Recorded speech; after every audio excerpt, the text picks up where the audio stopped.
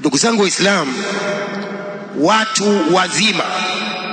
watu wazima wa zamani waliozaliwa miaka hiyo ya nyuma, mwaka 1940 na 45, wanaelezea kwamba wanaweza wakafanya mambo mengi kwa mchana mmoja, ambapo leo hii mambo hayo mengi unayafanya kwa wiki nzima, kwa sababu ya baraka za wakati ulipokuwa. Wakati huo kulikuwa na baraka nyingi.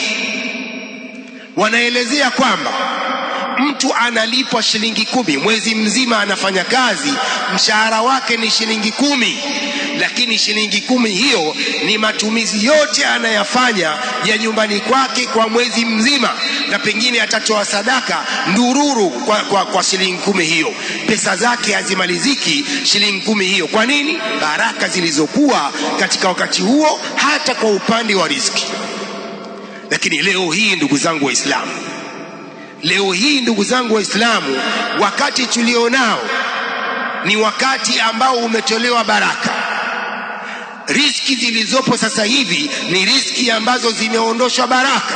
Mtu unapata maelfu ya mshahara, lakini tarehe 10, tarehe 5 mshahara umemalizika. Kwa sababu gani? Baraka zimeondolewa katika wakati huu, na pia baraka zimeondolewa kwa mambo haya ya pesa za sasa.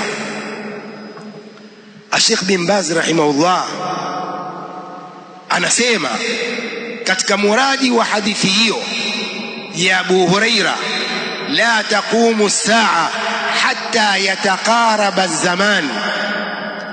يقول الشيخ بن باز رحمه الله تعالى: ويفسر هذا في العصر الحادث.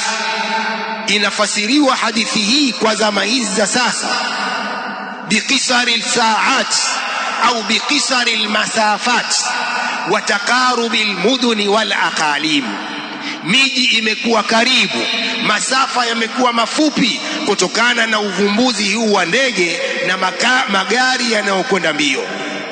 Hadithi hiyo ina maana hii kwamba kuna uvumbuzi wa ndege sasa hivi na meli, masafa yamekuwa mafupi, miji imekuwa karibu, kwa sababu masafa hayo yamepunguzwa na uvumbuzi huu wa ndege na magari. Zama zetu hizi za sasa, pamoja na uvumbuzi huo, lakini baraka zimeondolewa, baraka za wakati, baraka za riziki na baraka za umri pia zimeondolewa. Kwa hiyo tunatakiwa tupate ibra, tupate mauidha, tupate mazingatio. Inna fi dhalika la dhikra liman kana lahu qalb au alqa as-sam'a wa huwa shahid. Wallahu